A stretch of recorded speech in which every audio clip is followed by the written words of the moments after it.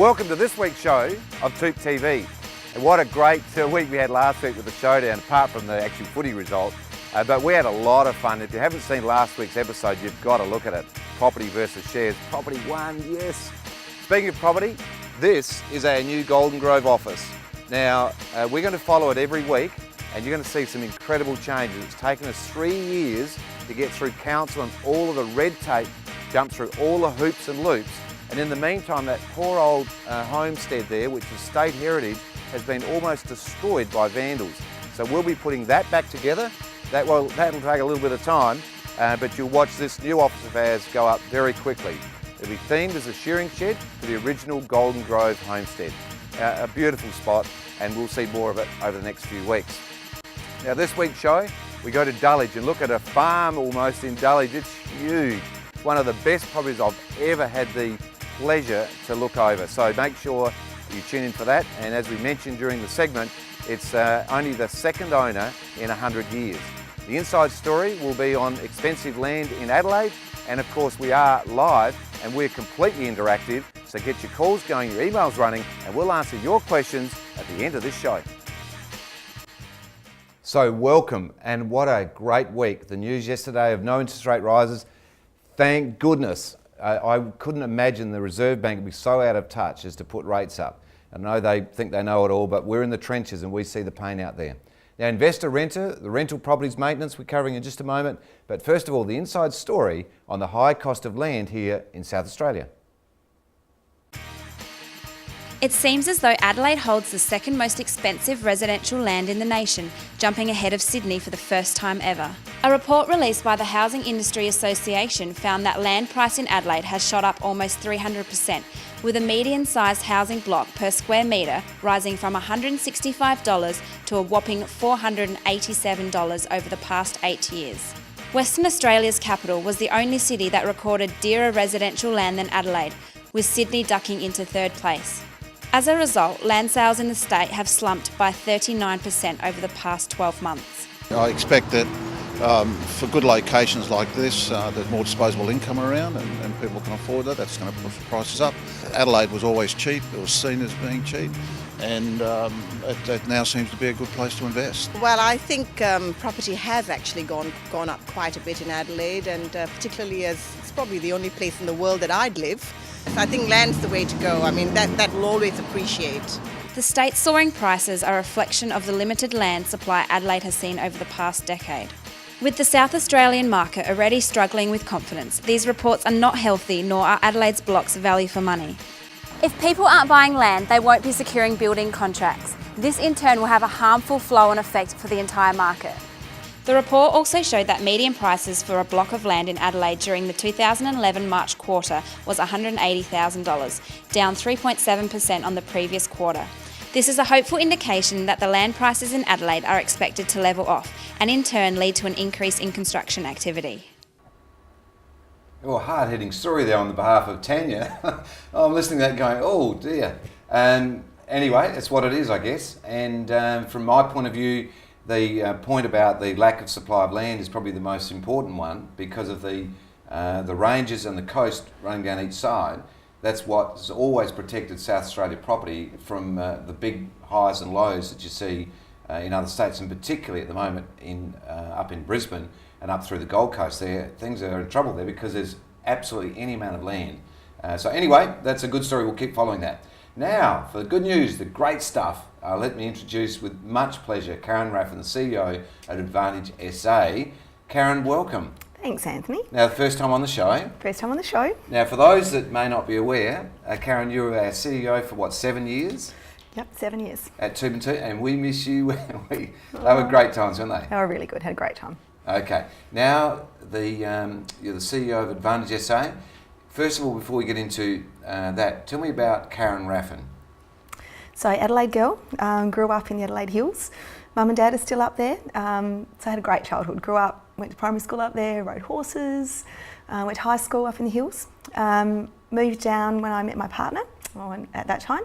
Got married, had a few houses in the city, ended up with a great house in Glenside, which you guys very kindly sold for us. We did. Got a great price, thank you, which allowed us then to go and buy a farm back up in the hills. So have my horses on my doorstep again. And yeah, been really lucky that all the way through, I've had great South Australian jobs and been able to stay here in South Australia, so it's been good.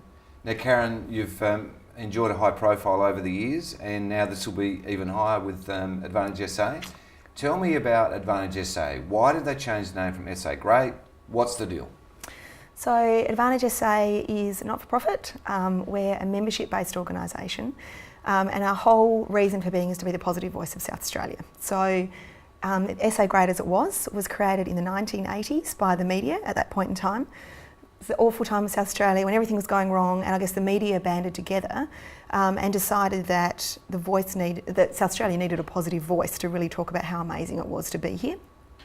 So SA Great almost started as a campaign initially, and as people got on board with how fabulous SA Great was, it turned into a membership organisation, and that evolved. So that was sort of 28 years ago.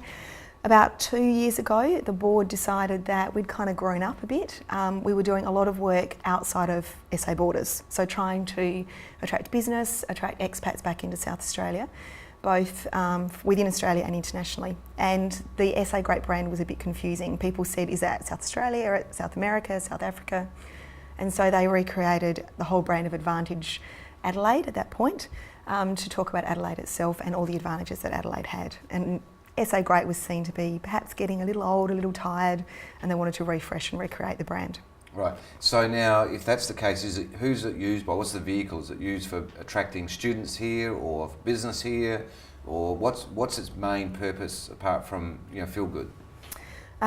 So it's really aimed, I guess, at we do a lot of programs that we deliver on behalf of government in really positive South Australian things. So Buy SA campaign, South Australia of the Year, regional awards. We have a Heaps Good campaign for 15 to 25-year-olds talking about how amazing South Australia is, and that's a blog completely run by them. So a whole heap of stuff in terms of what's great and positive about South Australia on that behalf. On the other side, it's about connecting with corporate Adelaide and helping them grow their businesses, increase their profile, linking them with media and government and giving them the opportunity to get ahead. Now, speaking of government, is there any issues for you, do you think, with the RAN and all the Labor Party issues at the moment, Liberal, Labor? Is it factional? Are you impacted by anything in that area? Look, part of our funding comes from government, but we've got our funding locked in until 2013. So from that point of view, no. But we're also apolitical. So, we're not here to support Labor per se, we're not here to support Liberal per se, we're here to be the positive voice of South Australia. So we work with government, whoever is in government, and that has a positive, great relationship. So. And also at the moment, I know you run a lot of events. How many events would you run typically in a year? So we've done about 80 this year. 80? 80. Whole variety of spectrums. So lots aimed just at CEO level, lots aimed at sort of a broader sense to give people the opportunity to network and connect with other businesses. Lots and lots of different styles. So you're a busy girl. It's good fun. We'll come back to you in a minute with some questions, but in the meantime, let's go to Gone. It's been full steam ahead again for our sales team at TOOP+TOOP, recording another very positive week in sales. Marina Ormsby sold 2 properties this week, this home in McGill for $660,000 and this opportunity of a lifetime in North Adelaide for $667,000.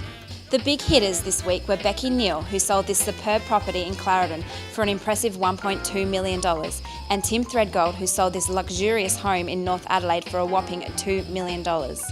The outstanding sales kept coming this week, with 38 Fisher Street, Fullerton selling for $865,000 and this Erindale residence for $815,000.